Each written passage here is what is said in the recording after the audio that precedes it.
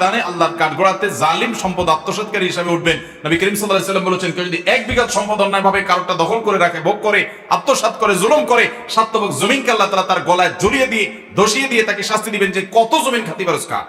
আমাদের দেশে বেশিরভাগ পরিবারেই এই জুলুমটা করা হয়। আমাদের এই অঞ্চলে আরো বেশি, এই অঞ্চলে আরো বেশি।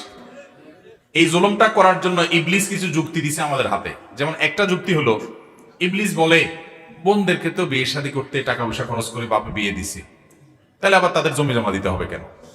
এই কুবুদ্ধি শয়তান দেয় কি দেয় না? বোনকে বিয়ে দেওয়া, আপনার বোনকে বিয়ে দেওয়া আপনার বাপের দায়িত্ব। তার জন্য যা লাগবে এটা উনি করবে, এটা তার দায়িত্ব আদায় করছেন উনি। আপনার বাবা মারা গেলে বড় ভাই হিসাবে এটা আপনার দায়িত্ব, সেটা আপনি পালন করছেন। এই জন্য তার সম্পদ থেকে কাটাকাটি করতে পারবেন। সম্পদ থেকে যদি কাটাকাটি করেন তাহলে আপনি বাবার ভাই হলেন কি? তাহলে তার সম্পদ দিয়ে তারা বিয়ে দিলেন, আপনি কি করলেন? কথা বুঝেন নাই? অতএব এই সমস্ত ঠুনকা অজুহাত দিবেন না। আবার আরেকটা অজুহাত দেয় যে আমরা বাপ মারে খাওয়াই, বুড়া বয়সে তাদের সব খরচ খরচা চালাইছি, অতএব জমি জমা সব আমরা পাবো, বোনরা কেন পাবে? এই কুবুদ্ধি শয়তান দেয় কি দেয় না? এটার জবাব হলো, মা বাবা যদি ভরণ পোষণ তাদের নিজেরটা নিজেরা বহন করতে অপারগ হন, তাদের কামাই রোজগার নাই, তারা নিজেদের টাকায় চলার মতো ইনকাম নাই, সেরকম সম্পদ নাই, তাহলে সেক্ষেত্রে সন্তানদের উপরে ফরজ কর্তব্য হয় মা বাপের ভরণ পোষণ দেওয়া। অতএব আপনি আপনার কর্তব্য পালন করছেন, তার বিনিময়ে যদি বাপের জমি নেন তাহলে আপনি কর্তব্য কি পালন করলেন? আমার কথা বুঝেন নাই? তবে এই কর্তব্যটা শুধু ছেলেদের না, এটা মেয়েদেরও। মেয়েরা যদি তারা স্বামীর কাছ থেকে মোহর পায়, হাদিয়া পায়, তোহফা পায়, যেভাবে হোক তাদের নিজস্ব উপায় উপার্জন যদি থাকে, সেটা দিয়ে তারা মা বাবা যদি অসহায় হয়, ভাইদের যেরকম কর্তব্য আছে তাদেরও কর্তব্য আছে।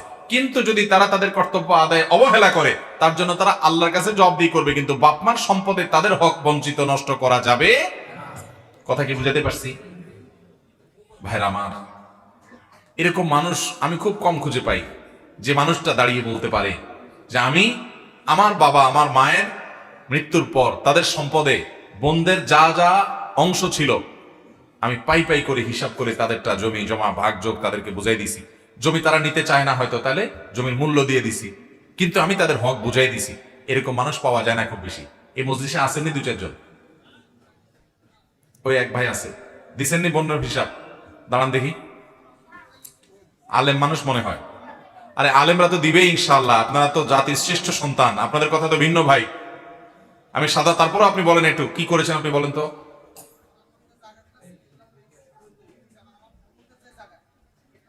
একখানা সামনে হেতেনটা আইতেন দেন, জায়গা করে দেন না যুবকরা, হেতেনটা আইতেন দেন। আইয়ে নাই, আপনি এত বড় মজলিসে একাই হাত তুলছেন, আপনার গল্পটা আমরা শুনতে চাই। কি বলেন, শুনতে চান কিনা ভাই? বলেন, আপনি কোন মসজিদের দায়িত্বে আছেন ভাই? কোথায়? মাশাআল্লাহ। বলেন তো আপনি কিভাবে বাবা মার সম্পদে ভাই বোনের হক দিচ্ছেন?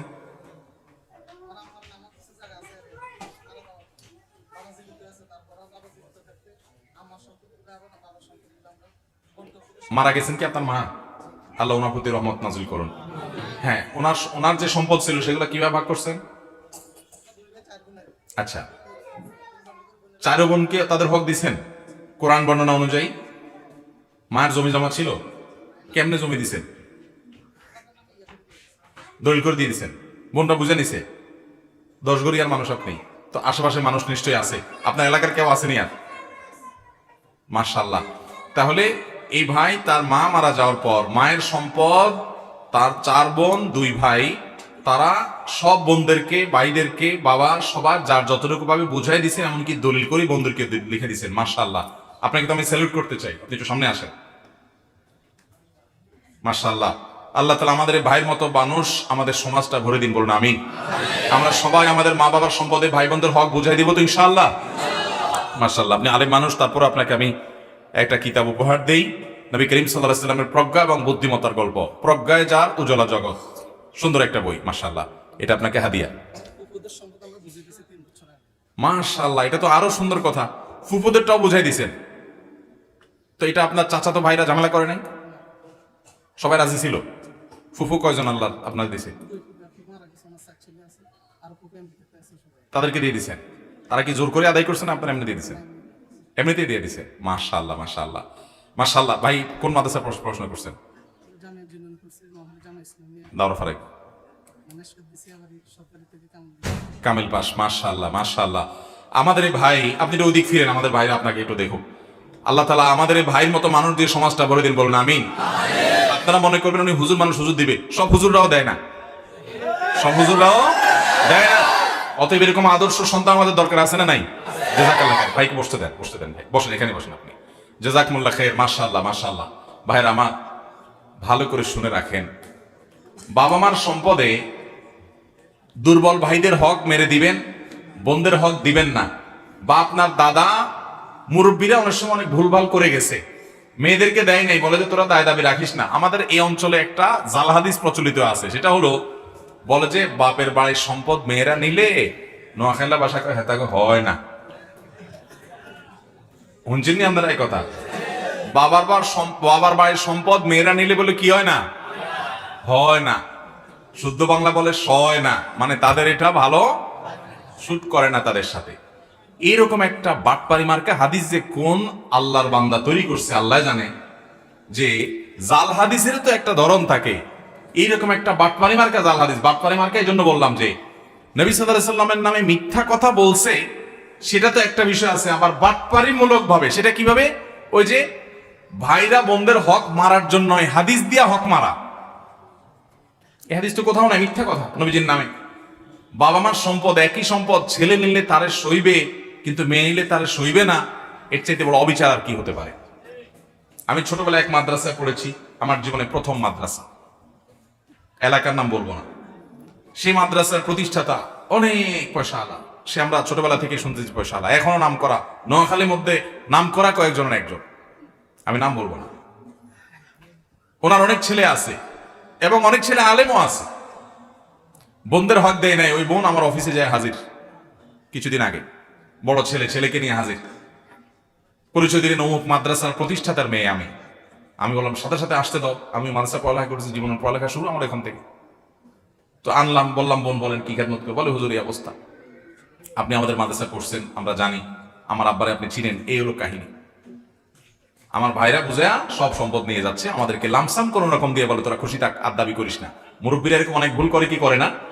মুরব্বীরা যদি ভুল করে, ওইটা আমাদের সংশোধন করতে হবে। ধরুন আপনার ফুফুদের হক আপনার দাদা দেয় নাই, তাহলে আপনাকে দিতে হবে। এখন আপনি বলবেন সব তো আমার দায়িত্বে নাই, কিছু আমার চাচাতো ভাইরা নিছে, অন্য চাচা জাডারা নিছে, তো যারা নিছে তাদেরকে বুঝাবেন, তারা যদি দেয় ভালো, না দিলে আপনার ভাগে যতটুকু তার আছে ততটুকু তাদেরকে বুঝাই দিবেন। নাহলে কিয়ামতের ময়দানে আল্লাহর কাঠগড়াতে জালিম সম্পদ আত্মসাৎকারী হিসাবে উঠবেন। নবী করিম সাল্লাল্লাহু আলাইহি ওয়াসাল্লাম বলেছেন, কেউ যদি 1 বিঘা সম্পদ অন্যায়ভাবে কারোটা দখল করে রাখে, ভোগ করে, আত্মসাৎ করে, জুলুম করে, 7 তবক জমিনকে আল্লাহ তাআলা তার গলায় জড়িয়ে দিয়ে, ধসিয়ে দিয়ে তাকে শাস্তি দিবেন যে কত জমিন খাতি পারস কা। অতএব হারাম ছাড়বেন তো ইনশাআল্লাহ। অনেক মানুষ আছেন সুদ খান না, অনেক মানুষ আছেন ঘুষ খান না, অনেক মানুষ আছেন ডাকাতি করেন না, অনেক মানুষ আছেন চুরি ছিনতাই করেন না, কিন্তু এই 2 নম্বর এটা করেন। বোনদের হক দেন না, ফুফুদের হক দেন না, দুর্বল ভাইদেরকে হক দেন না, ভাই মারা গেছে ভাতিজাদের হক দেন না, আছে না নাই? আল্লাহ রাব্বুল আলামিন আমাদেরকে অন্যায় কাজ থেকে বেরিয়ে আসার তৌফিক দান করুন। আমরা যারা নিয়ত করছি যে আল্লাহ তাআলা আমাদের বাবা মাকে দুনিয়া থেকে নিয়ে গেলে বাবা মার সম্পদ যাই থাকুক, বোনদের যতটুকুই হোক ভাগ করে ওদেরকে দিয়ে দিব, এরকম নিয়ত যারা করছেন হাত তোলেন। আল্লাহ আমাদের সবাইকে আমল করার তৌফিক দান করুন। সমাজ থেকে বিলুপ্ত হয় ফরজকে পুনর্জীবিত করবো আমরা ইনশাআল্লাহ। চেষ্টা করবেন তো সবাই? ভাইরা আমার খুব ভয়াবহ একটা বিষয়, কিন্তু মানুষের সম্পদ, মানুষের হক, আল্লাহ আমাদের সবাইকে বোঝার তৌফিক দান করুন। ভাইরা আমার, মেয়েরা নিতে চায় না, আমার দেশে মেয়েরা নিতে চায় না। বেশিরভাগ ফ্যামিলিতে অবস্থা আমি জানি, ফাঁকফোকর সব আমার জানা আছে ভাই, কম বেশি। মেয়েদেরকে যদি ডাইকা বলেন বোন, এখন হুজুরের ওয়াজ শুনি আল্লাহ কোরআনে হক সম্পর্কে, সম্পদে পরিত্যক্ত সম্পদের হক বন্টন সম্পর্কে আল্লাহ বিস্তারিত আলোচনা করে শেষে বলেছে ফরিদাতাম মিনাল্লাহ, এই সম্পদের বন্টন অমুকে এতটুকু পাবে, ভাই এতটুকু, বোন এতটুকু, এই যে ভাগটা করেছে আল্লাহ বলেছেন এটা আল্লাহর নির্ধারণ। কার নির্ধারণ? আল্লাহর নির্ধারণ। এটার জন্য হেরফের না হয়। আল্লাহ তাআলা কোরআনে কারীমের সবচেয়ে বড় আয়াত কোনটা জানেন? কোরআনে কারীমের সবচেয়ে বড় আয়াত কোনটা? কি বিষয়ে আয়াত? এই বিষয়ে, যে বিষয়ে এতক্ষণ কথা বললাম। মনে রাখবেন, কোরআনে আল্লাহ তাআলা অনেক কথা বলার জন্য ছোট ছোট আয়াত ব্যবহার করেছেন, কিন্তু মানুষের সম্পদে মারা যাওয়ার পরে তার সন্তান সন্ততি আত্মীয় স্বজনদের রক্ত সম্পর্কে আত্মীয় স্বজনদের যে হক আছে, এই মিরাজ সম্পর্কিত পরিত্যক্ত সম্পদের বন্টন সম্পর্কিত বিধিবিধান বলতে গিয়ে আল্লাহ তাআলা কোরআনের সবচেয়ে বড় আয়াত নাযিল করেছে। সবচেয়ে বড়, যেই কথা বলে শেষ করার ছাড়া আল্লাহ তাআলা ফুল স্টপ দেন নাই, একদম শুরু থেকে শেষ পর্যন্ত বলে শেষ করে তারপরে ফুল স্টপ দিয়েছেন। এত গুরুত্বপূর্ণ বিষয় মানুষের সম্পদ এভাবে সুষ্ঠুভাবে সঠিকভাবে বন্টন করা। বাংলাদেশে যত জমিন আছে, যারা জমিনের দলিল ঘাটাঘাটি করছেন, আপনারা অনুগ্রহ করে একটু একটু খেয়াল করে দেখিয়েন তো কয়টা জমির দলিলে মালিক হিসেবে মেয়েদের নাম আছে, দেখেন খুব কম। তার মানে কি মেয়েদের অধিকার দেওয়া হয় নাই। তো যেটা বলতেছিলাম, এটা দিতে গিয়ে আপনি যখন বোনদেরকে ডাকবেন যে ঠিক আছে বাবা তো দুনিয়া থেকে চলে গেছে, এখন ওনার জমি জমা সহায় সম্পদ যাই আছে, প্রথম কাজ হলো সেখান থেকে ওনার দেনা পরিশোধ করা। যদি দেনা থাকে ওইটা হলো 1 নম্বরে, বন্টন পরে। দেনা হলো বন্টন, ওনার দেনা দিয়া যদি থাকে তাহলে বন্টন, দেনাটা না দেওয়ার পরে এটা থাকলো আলহামদুলিল্লাহ। তারপর ওনার ওসিয়ত যদি থাকে তাহলে 1/3 এর মধ্যে ওসিয়ত কার্যকর হবে। তারপরে যদি কিছু থাকে দাফন কাফনে খরচ টরচ যাওয়ার পরে আবার ওই কুলখানি 40 খরচ করতে পারবেন না, ওটা জায়েজ হবে না, ওনার টাকা থেকে ওটা করতে পারবেন না। এরপরে যেটা থাকবে, এবার বোনদেরকে ডাকি যদি বলেন বোন এখন কোরআনে বর্ণনা অনুযায়ী কোন একজন আলেমের কাছ থেকে ফারায়েজ জান লিখে এনে বন্টন নামা লিখে এনে এবার সে অনুযায়ী বোনদেরকে যদি দিতে অফার করেন, আমার দেশে বেশিরভাগ মেয়েরা কি বলবে বলেন তো? না না লাগবে না। কেন লাগবে না বলে? বলে যে ভাই আমি খুশি আছি, লাগবে না, আরে আপনি বলছেন এটাতে আমি খুশি, থাক লাগবে না। কেন বলে মেয়েরা? টাকা আবার কার না লাগে, জমি জমার সম্পদ আবার কার না লাগে, কিন্তু মেয়েরা নিতে চায় না আমাদের দেশে। কেন নিতে চায় না বলেন তো? কারণ হলো যেখানে নিজের নারী পোতা আছে, বাবার ভিটা, বাবা মার স্মৃতি, পরের সংসার, পরের ঘরে থাকে, স্বামী সংসার করে, একটু বাবা মার ভিটাতে একটু আসবে তাদের মনে চায়। যদি এখান থেকে ভাগযোগ নিয়ে যায় তাহলে ভাইরা তার পরিচয় দিবে না, ঠিক না বেঠিক?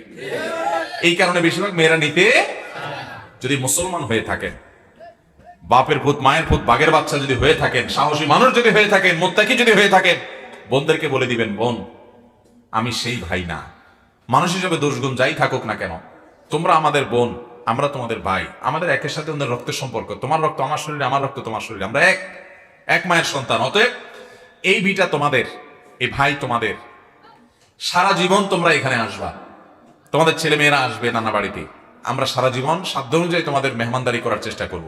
আবার আমরাও তোমাদের খোঁজ খবর নেব। এখান থেকে সম্পদের ভাগ নিলে আর তোমাদের কোনো খোঁজ খবর নেব না, আর ভাই বোনের সম্পর্ক থাকবে না। এই অমানুষ মার্কা কাজ আমি করব না।